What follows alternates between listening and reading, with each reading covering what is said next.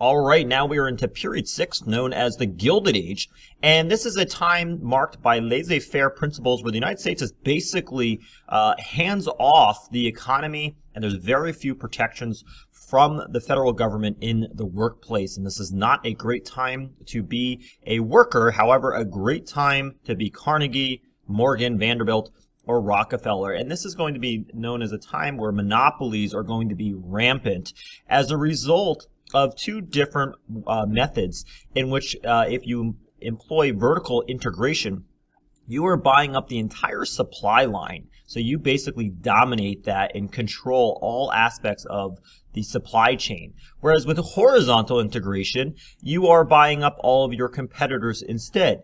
Either way, you are leading to a monopoly. And in particular, J.P. Morgan is going to be so wealthy that during the Panic of 1893, he's actually going to have to bail out the United States government with $60 million. So if you think of sort of a more negative approach here, you would call them more of a robber baron. But if you're talking more of a benevolent idea that they're creating jobs and they're donating, you would call them more of a captain of industry, and note sort of the nuances between these two terms here. Now, the gospel of wealth is going to emerge under Carnegie, and the idea of the gospel of wealth is that they had an obligation, essentially, to donate their large fortunes instead of squandering them on this extravagant wealth, and that they have to use their money for the greater good. But this is sort of be up to them. And so this is really going to usher in the idea that they should engage in philanthropy and charity, and sort of they're taking more of the active role as opposed to the U.S. government with welfare programs that are not going to really begin to emerge until really during the Great Depression. And really, they're going to also justify their wealth by social Darwinism, that basically take the scientific idea that the corporation that's the strongest and that can survive should really be the one that's going to dominate and reap all of the wealth here. Now, during this time, as I mentioned earlier, the federal government often protected and promoted business over regulation. There are very few laws. And during the Great Strike of 1877, we even see President Hayes sending in the federal troops to put down labor violence. Similarly, during the Pullman strike, we're going to see President Cleveland also intervening not on behalf of the workers, but on behalf of the businesses. So this is going to create a movement to unionize and fight back. And the federal government, very, very incrementally, is going to be imposing some regulations. One of the earliest formations of unions or coming together would be with farmers in the Granger movement, who are going to demand more regulation.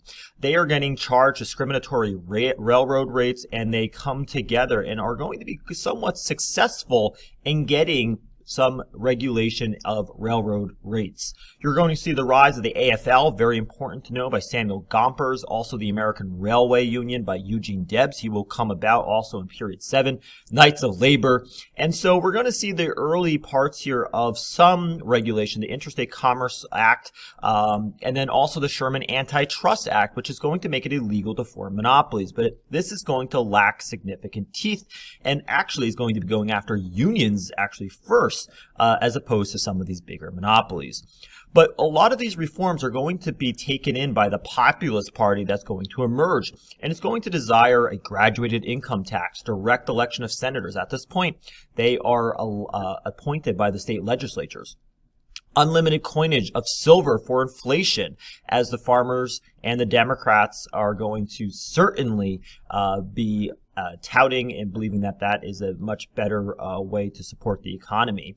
And in come the 1896 election with Democratic William Jennings Bryan, who's going to run for president. And he will lose, but one thing that's very important to mention here is his cross of gold speech, where he's basically saying the gold standard that Republicans are espousing is really going to lead to the death of American workers. His famous quote, "You shall not crucify mankind upon a cross of gold." So this is going to set up, one of the best campaign speeches at the Democratic National Convention in 1896. Now, of course, as I said, he does lose, but this highlights the plight of debt-ridden farmers, in particular, where, of course, our Republicans, known as the gold bugs, want a currency based on the gold standard. All right. So also in period 6 to mention, we're going to have a second wave of immigrants, this time from Southern and Eastern Europe. And we're going to have a nativist backlash here. So there are push and pull factors. Some are looking to escape dictatorships, religious persecution, while others are looking to come to the United States for the purpose of jobs, the economy. Yet it's critical to note that, again, there is this nativist backlash. We're going to see in particular the Chinese Exclusion Act, which is going to essentially try to eliminate all Chinese immigration to the United States. We will also see the American Protective Association, the Immigration Restriction League. These are two examples of nativist leagues that are going to come out against immigration. And during this time, we'll have the social gospel movement, which essentially said that middle-class Protestants had an obligation to address some of the social ills of society, whether it be alcoholism, crime, racial tensions. And one of this is going to be directed toward the immigrants who are coming here with basically no money, no education. And Jane Addams, amongst others, are going to be part of the settlement houses, are going to be important in terms of the tenement movement here, and providing services for poor immigrants, also including immigration in terms of also Americanizing them as well. We'll also see political machines, particularly in city areas, that are going to rise up in terms of trying to offer services in exchange for votes. And this is going to be very, very popular with immigrants just arriving. And perhaps the best example being Boss Tweed, in the Boss Tweed ring that's going to emerge in New York City in the scandals, as they are offering basically services in exchange for votes. Now, one thing that's important to mention here is the discrimination of Black Americans is going to continue. We see this with Jim Crow laws. We'll also see this with the ruling in Plessy v. Ferguson, which is going to uphold separate but equal laws. So that's going to continue all the way up until the 1950s, until Brown v. Board of Education reverses that. We'll also see that lynchings are occurring. We'll see grandfather clauses, literacy tests, poll taxes, ways to basically prevent Black Americans from voting. And this sets up a big debate between Booker T. Washington and W.E.B. Du Bois as to how to proceed. Booker T. Washington, who founds the Tuskegee Institute, believed that it's important to focus on economic rights and the basically empowering Black Americans to take care of their financial situations first, get jobs, and then demand political equality. Whereas Du Bois is going to be demanding full-scale equality, 100%. And so this ignites sort of a fight between these two, or two factions that are going to emerge, where Washington's okay with sort of this gradual easement into rights, whereas Du Bois is going to be demanding full-scale equality. Now, this is going to lead essentially into the Great Migration, where you're going to have thousands of Black Americans tired of discrimination, looking to sort of escape the South, go to a little bit more of a better refuge. Not to say that there was not discrimination in the North. Absolutely there was. And so we're going to see migration into major cities, Detroit, into New York, for example, amongst other cities in the Northeast. And the first major interest group that's going to emerge is the NAACP, which is going to be essential for advocating for Black Americans' rights. So we will see them playing a pivotal role, particularly within the 20th century. All right, now we are into period 7, and period 7 is defined as through many different ideas. The first one being imperialism. This is important because now no longer is the United States being the one imperialized. They are doing the imperializing.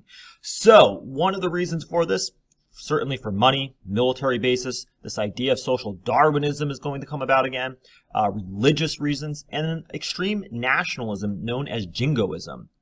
So some of the early acquisitions of land, Hawaii, we'll also see that very important with Sanford Dole and Queen Liliuokalani. We'll also see that the Spanish-American War is going to come about, and this is with the imperialistic backdrop of course, yellow journalism, where this is sensational headlines. And we see the explosion of the USS Maine, and we see that newspapers are automatically accusing the Spanish of blowing it up. However, later evidence is going to find that that really was not the case. We'll also see the Delome letter igniting tensions between Spain and the United States as they intercept that diplomat's letter. Teddy Roosevelt will also be part of this war and joining the Rough Riders, as of course we'll later see him as president. Now, what's important to note is that at the beginning of the Spanish-American War, the United States sends the Teller Amendment and passes this, and it basically was part of McKinley's war message that said that the United States, after the war, would give Cuba their freedom. Yet, after the war, we'll see the Platt Amendment, which is going to essentially establish a military presence in Cuba off of Guantanamo Bay, which the United States still has today. So the United States will have control over Guam, Puerto Rico, as well as the Philippines after this. But what's interesting is that there is a series of cases known as the insular cases that are not going to be granting any citizenship even though they are under the United States. So they are not entitled to the United States rights and citizen privileges that ordinary Americans would have at this point.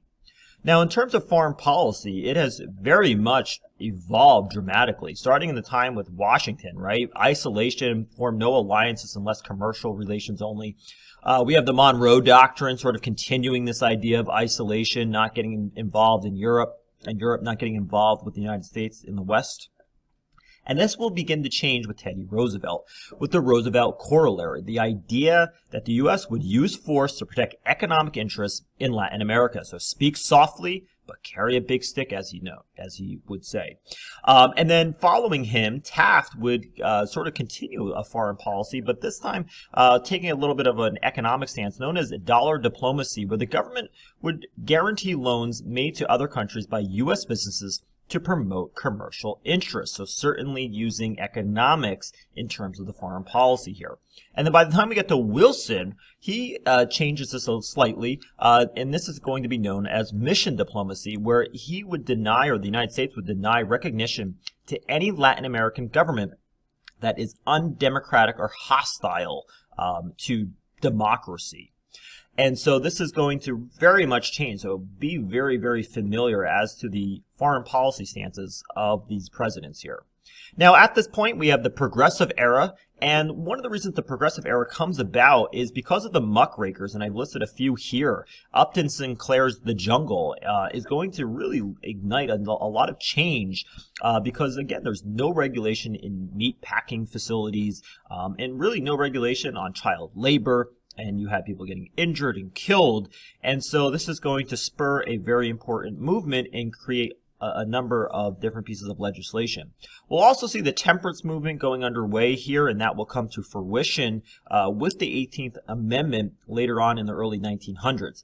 But keep in mind that the Progressive Era has a lot of reforms, not just at the national level, but more particularly at the local and state level. So we have initiatives, referenda, recalls.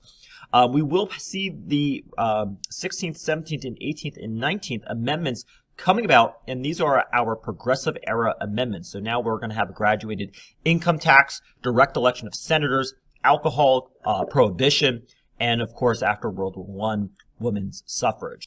Now, when you think of the Progressive Era, oftentimes Teddy Roosevelt's name comes to mind. And during his 2 terms, he's going to usher in a number of progressive reforms. And this is going to be under his domestic program known as the Square Deal. And this is going to be focused on consumer protection, control of monopolies, and conservation. Now, he was a trust buster, breaking up large monopolies, but it's important to note that not every type of trust was necessarily a bad thing. He differentiated between good trust and bad trust. So he's trying to give a fair deal, if you will, as a square is equal on all sides. And that was sort of his approach here. But you will see key legislation here, the Meat Inspection Act, the Pure Food and Drug Act, and then also with conservation, the New Lands Act. And this really encompasses his philosophy in this Square Deal, especially with conservation, as we will see national parks also coming about under Teddy Roosevelt. Now, his predecessors, Taft and Wilson, are going to continue progressive reforms. Taft is going to prosecute actually more trust than Roosevelt, but cared less about Wilson. We'll see a rift come between Taft and Roosevelt. Wilson is going to attack what's called the triple wall of privilege. These are trust, tariffs, and high finance. He's going to even pass a better Sherman Antitrust Act. This is known as the Clayton Antitrust Act, and also creates the FTC. So we see varying levels of progressive reforms ushered in during this period. Now, the United States is going to try to avoid the pitfalls of the First World War during the 1900s, and the United States is going to try to remain isolated. However, two important events are going to drag the United States into this war. In particular, the Lusitania passenger ship that was actually smuggling supplies to the Allies, although they denied it, is sunk by a U-boat, and you have American passengers on board who drown. On top of that, the United States intercepts what's called the Zimmerman telegram, and this is sent from a German official to Mexico, basically saying that if Mexico helps Germany and attacks the United States, that they will help them reclaim lost land from the Mexican-American War. So the United States is going to enter into World War I late in the game here, but nevertheless is going to mobilize the home front, and this is known as total war. All different industries are working towards war production. This is going to be similar to World War II. Also, on top of that, we'll have the Food Administration in conjunction with the War Industries Board coordinating these efforts. So we have, for example, Meatless Mondays. Now, during times of war, we tend to see civil rights being dwarfed to an extent. And one of the things that we also see is the rise of propaganda. We literally have what's called the Committee on Public Information.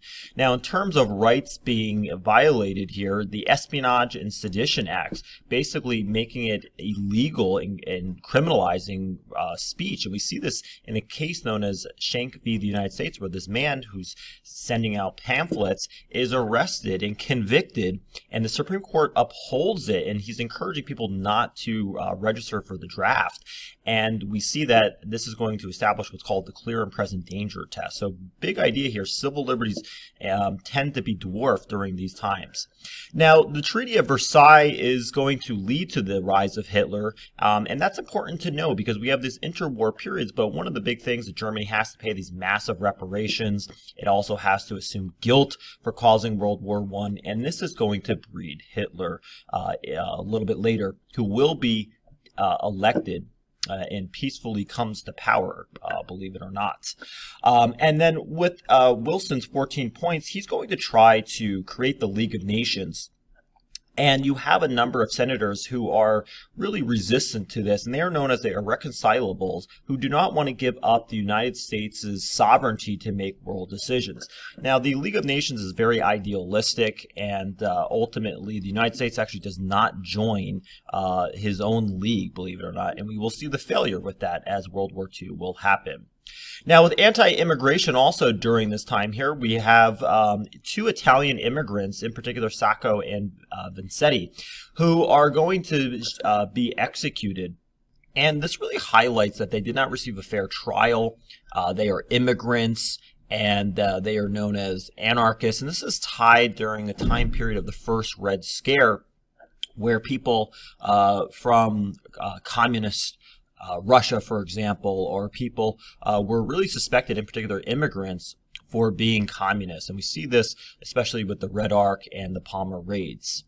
Also during this time, we will see a significant limit on immigration. So the Emergency Quota Acts of 1921 and 1924 are quite significant because they are going to ridiculously diminish the number of what they called undesirables, aka immigrants, from coming into the country.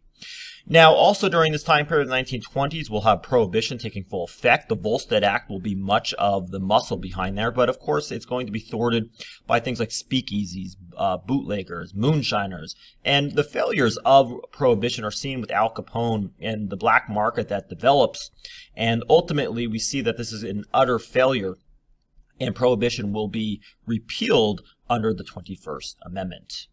Now, during this time period, the Republicans who are going to dominate the 1920s, Harding, Coolidge, and eventually Hoover, they are defined by low taxes, very little government intervention, very much encouraging conspicuous consumption. So this is the Roaring 20s, where you're going to see consumerism at a much higher rate here. And so the one scandal that's going to bring down President Harding is the Teapot Dome scandal. And this is going to involve not him directly, but he's sort of tied to this by guilty by association, in that land out in Wyoming is going to be given preferential contracts for the use of oil. And this becomes a big scandal. This is a good example of relating this in terms of synthesis to President Grant with the Credit Mobilier scandal as well. Now, upon the Great Depression happening, Hoover really does very little in terms of direct relief. And essentially, you have these homeless encampments coming up about, known as Hoovervilles. And Hoover is going to be very not liked for a lot of reasons here, but one of them just being his lack of response. So in comes FDR and his New Deal. And this is going to change the role of the United States government in terms of being more of a manager of the economy. So part of this is the 3 R's, so relief, recovery, and reform. We're going to see a number of different programs, the AAA, TVA, CCC, and then there's going to be a second New Deal. And one of the big programs there is the Works Progress Administration, which is going to create thousands of miles of roadways, and in terms of working on bridges, and really working on infrastructure as well as funding the arts as well. But one of the unpopular aspects that's going to involve FDR is the court packing plan, because parts of this is going to be limited by the Supreme Court. So as a result, he tries to increase the number of justices, and ultimately he has to backtrack on that. But important to know some of the long-lasting programs: Social Security, FDIC, Securities and Exchange Commission, and that's sort of the legacy of the New Deal. Now, getting into World War II, once again, similar to World War I, the United States is going to try to remain isolated, however, is going to be unable to do so. And we have the Neutrality Acts, we have FDR's quarantine speech, in which you have to quarantine, quote unquote, the disease here. And at this point, it's important to note that the United States really isn't remaining neutral. As you see with cash and carry and the Lend-Lease Act, where it's going to be providing money and supplies, or at least, quote unquote, lending them to the Allies. However, the United States will be dragged into the war with the attacks on Pearl Harbor. And as I said, this is very similar to World War I in the sense that you're going to have an entire country mobilized for war, total war. Once again, you have offices from the Office of Price Administration. You are also going to have war bonds similar to the Liberty bonds during World War I. And it's important to note that you're never really going to be asked a specific battle. That's why these are not being, discussed here. Perhaps in another AP Euro course, those might be more pertinent. But we're more concerned with the effects on the home front. Now, it's important to note that there were some diverse war efforts here. You have the Navajo Code Talkers, you have the Tuskegee Airmen, the 442nd Regiment. And so this is not just, men going into battle, but it's also really a team effort. You also have that quote unquote Rosie the Riveter. Women are going to be taking over factories and really mobilizing the war effort. Ultimately, what's going to help end this is when, after FDR passes away, Truman will assume the presidency and making the decision to drop the atomic bomb, not once, but twice. And that will essentially cripple the Japanese and end World War II. The big idea here is the post-World War II change is that the U.S. is the new superpower of the world. All right, going into period 8. Post-World War II is creating a split between the USSR and the Western Europe. And this political boundary, if you will, that's mentioned here, the Iron Curtain speech, which is a reference to the divide between East and West, Western Europe. And this is made by Churchill. And this is basically setting up the Cold War. We don't know what's going on in the USSR. And so the idea here is to contain communism, prevent its spread as much as possible. So in conjunction with the Truman Doctrine, you're going to see efforts to curb communism as much as you can, particularly in Europe. And we see this with the Marshall Plan. With the Marshall Plan, they are aiding significantly Western Europe, countries that have been war-torn, and it's going to reduce the appeal of communism due to the amount of money that's going to be given there to sort of sway them away from drifting to communism. But early on, we're going to see the Berlin crisis, where you're going to see parts of Germany cut off, West Germany in particular, with supplies here. So for almost nearly a year, you're going to see the Berlin airlift, where supplies are constantly being dropped in Western Germany, and again, to sort of keep them from drifting into communism. And it's so efficient that you have drops of supplies about every 3 minutes on average. Also, the United States is going to join NATO, and why this is significant is that this is the first peacetime allies the United States is going to form. Think about Washington rolling in his grave and the warnings of the farewell address. Similarly, in the eastern parts of Europe and with the USSR, they will form the Warsaw Pact, which will be the counterweight here. But containment is not going to be all that successful. It fails, and we see this with the fall of China. It's a major blowback here. And the first war that the United States is really directly involved with the United Nations is the Korean War, where we have the North and the South that are split over communism. And sometimes this is known as the Forgotten War. And as we know, with Korea being divided at the 38th parallel, and this was after World War II, really, this is going to end in an armistice where you're basically going to be keeping the same divisions in the North remaining communist and in the South remaining democratic. So again, not a huge victory in any means. And again, you have various areas around the world that are fearful that they are going to succumb to communism, that if one falls, the rest are going to fall, hence U.S. intervention. And this ascribes to the domino theory. Now, the buildup of military of weapons, technology, is definitely going to define much of the Cold War. The development of the hydrogen bomb, which is significantly much more powerful than the atomic bomb, is really going to be spurring Americans on the domestic front to create bomb shelters. You had school drills for children hiding under their desks. And so this is definitely going to be emblematic of things of is the United States and the world on the eve of destruction, to take a line from a very famous song here.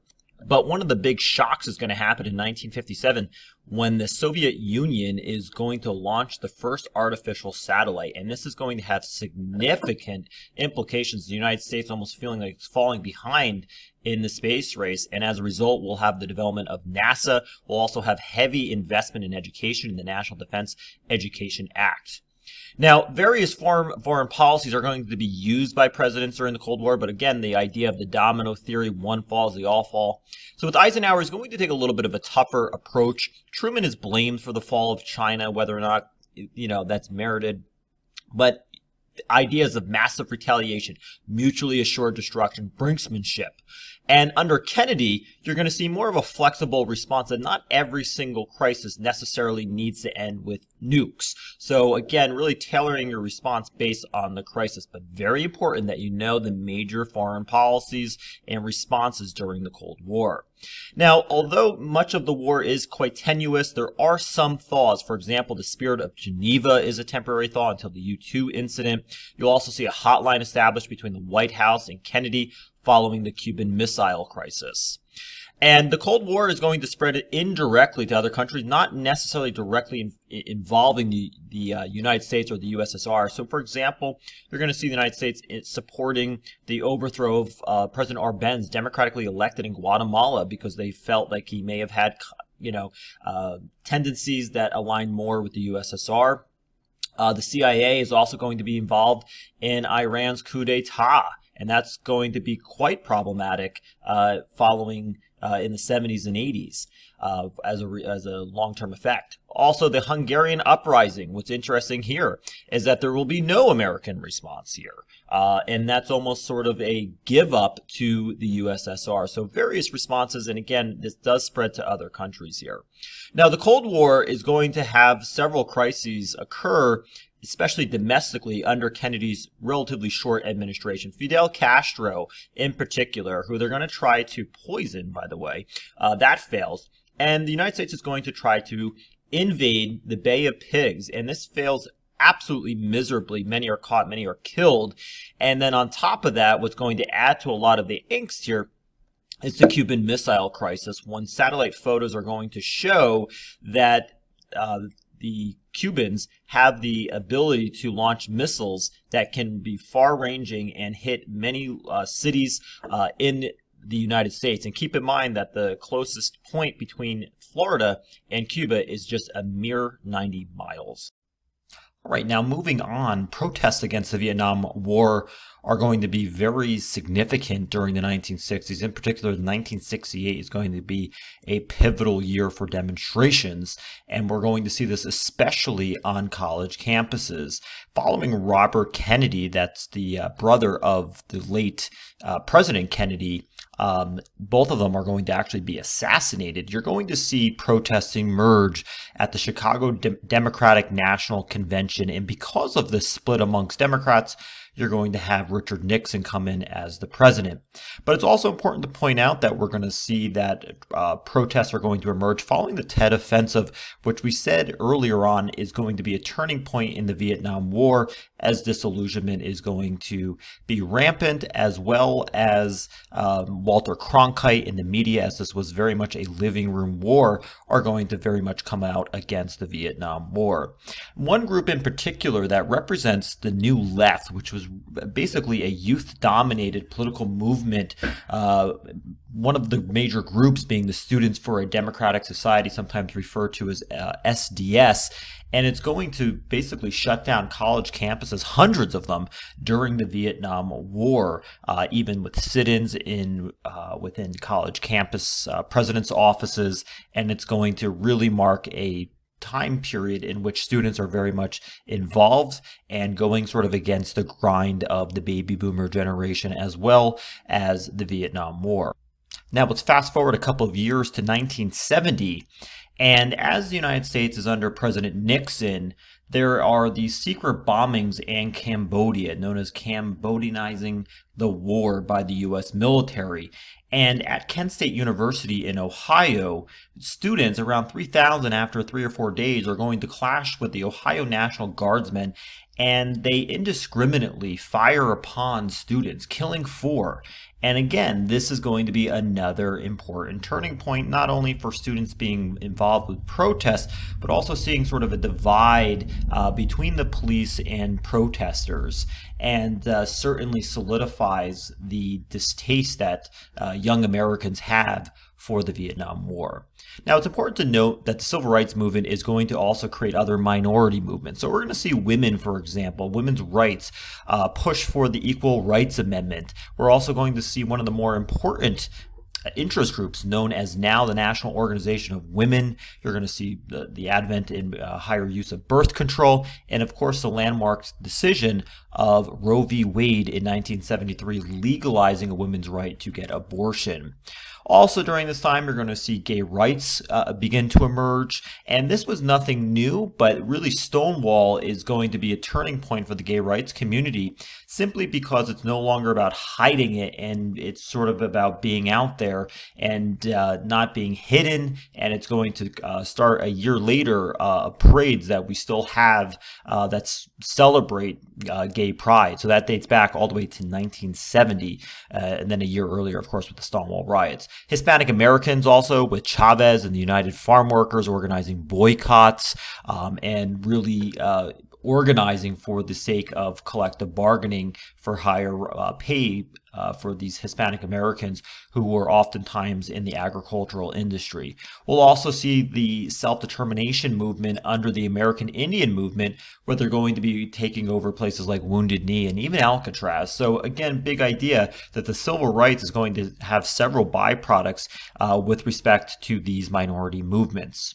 Now, Nixon is our president, and winding down the Vietnam War, and especially, really focus on the role of Henry Kissinger. Of course, he's very pivotal in terms of foreign policy, but more specifically at home, Richard Nixon has the idea of bring us together again, and is going to lead to a conservative shift in politics, even though there are going to be White House abuses that are going to lead to his downfall. Sort of in the backdrop of this is the Pentagon Papers, where these are going to be released by Daniel Ellsberg.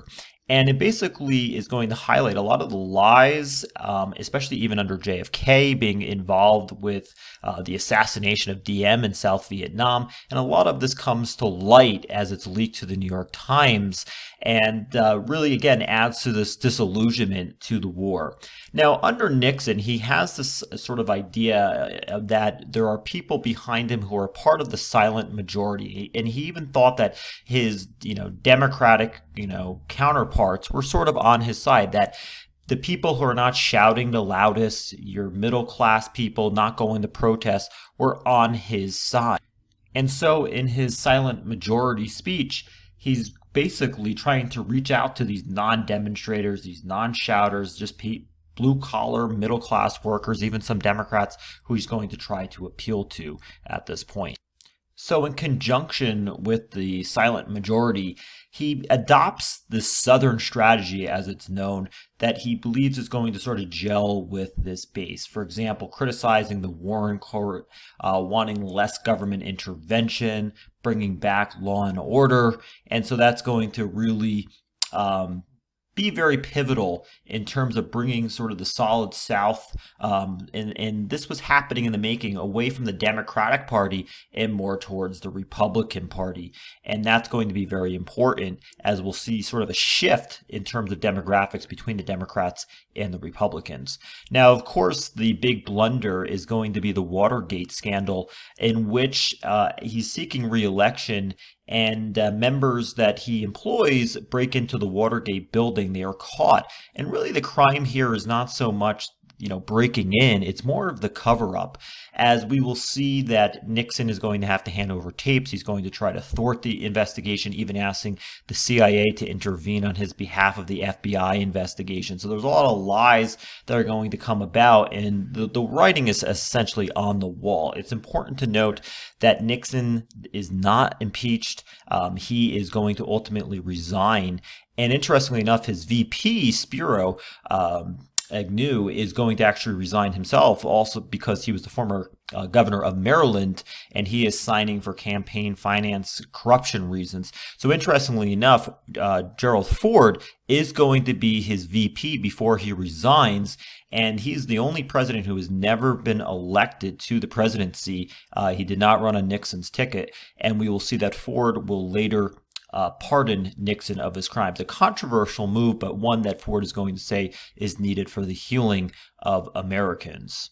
Now, during Ford and Carter's presidency, we're going to see this pesky little word here, stagflation, that's going to hurt Ford's presidency as well as Carter's. So when Carter does run, he's going to try to run as an outsider. He's going to say, I'm not connected to Vietnam, I'm not connected to Watergate, and this is going to help propel him to victory. But he's going to be a one-term president. A couple important things to note here with stagflation. You have the energy crisis after the OPEC embargo, and this is going to create long gas station lines. This is going to eat up a large percentage of people's income just for gasoline. And one of the other things not mentioned here, but important to know, is the Iranian hostage crisis.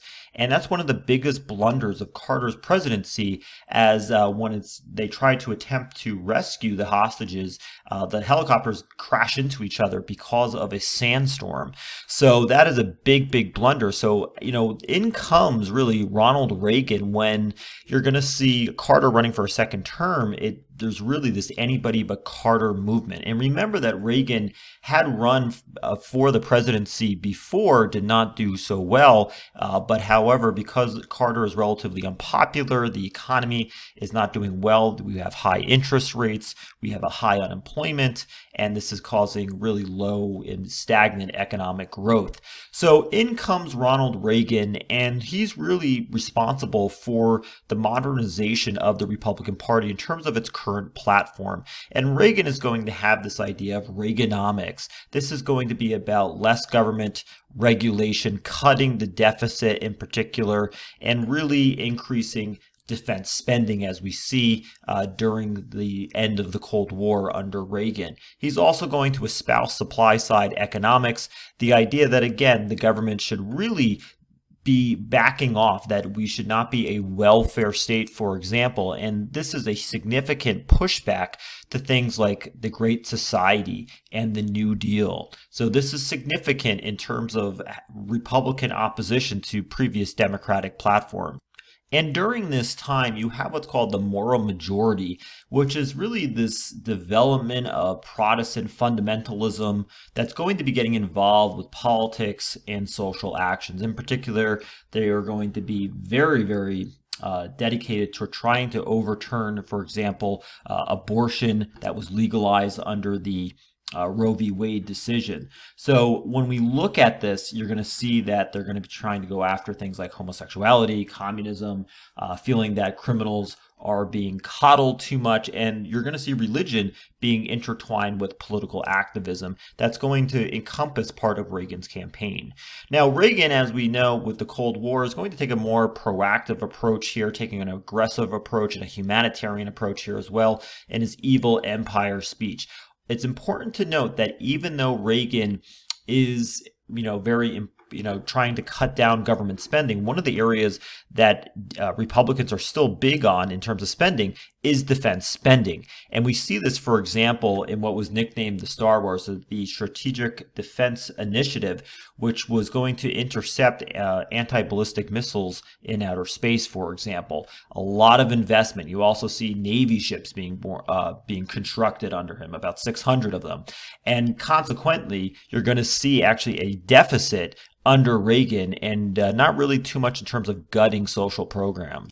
We will also see during Reagan's presidency the beginning of the end for the Cold War. Essentially, we will see eventually the Berlin Wall come down, and that's largely because dealing with Gorbachev and Perestroika and Glasnost, you're dealing with a rational leader here on the other side. It's not like you're dealing with Kim Jong-un, who's very unpredictable. Both sides sort of want to come to a mutual agreement. So you're going to see an iconic picture of Reagan, Gorbachev, and even at the time Vice President George H.W. Bush sort of coming together in front of the Statue of Liberty. And that's going to really begin to be the end of the Cold War. But the biggest blunder of Reagan is the Iran-Contra scandal, where he's going to be sending money. And maybe not Reagan directly, but the big criticism is that he should have had more oversight of the people beneath him who are going to be providing weapons to fight communists and even funding money to the Contras in Nicaragua, despite the fact that this is violating U.S. law. And once again, you're going to see that, Reagan is not going to be found guilty. He's not going to be directly implicated, but this is something that's going to blemish the end parts of his presidency. But important to note, still very, very popular upon leaving office. Now, in terms of George H.W. Bush, he's going to be a one-term president. We're going to see that the United States is going to be involved in Operation Desert Storm in fighting the Iraqis. We will also see increased deficits and taxes and a looming recession that's going to, as I said, make him a one-term president. For Bill Clinton, of course, he's going to be the former Democratic governor of Arkansas, and he's the first Cold War president. You're also going to see at this time that Republicans, specifically Newt Gingrich, going to have what's called a contract with America, and again, trying to reshape politics with, for example, reining in welfare. And one of the key pieces of legislation, the Welfare Reform Act of 1996, trying to curtail that. We'll also see a major trade agreement with reduction and elimination of tariffs between Mexico, Canada, and the United States, known as NAFTA. Now, moving into George W. Bush's presidency, of course, this is going to be contested by the 2000 election when the Supreme Court is going to be involved, preventing additional ballots from being counted in Florida. And Bush, despite losing the popular vote, will win the Electoral College. But the big idea here with George W. Bush, September 11th is going to be the defining moment in his presidency, ushering in later wars in Iraq and Afghanistan that are quite unpopular. And with that, we see increasing deficits.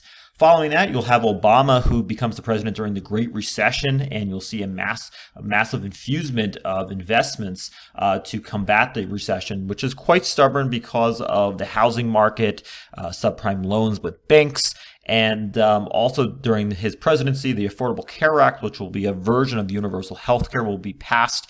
But we will certainly see widening inequality in terms of income during his presidency, which significantly grows. And one thorn in his side is going to be in the Middle East, in particular, the rise of the terroristic group ISIS, particularly in Syria, and dealing with issues of that nature. So period 9, you're probably not going to see really too much on this. It's sort of very quick, sort of like period 1.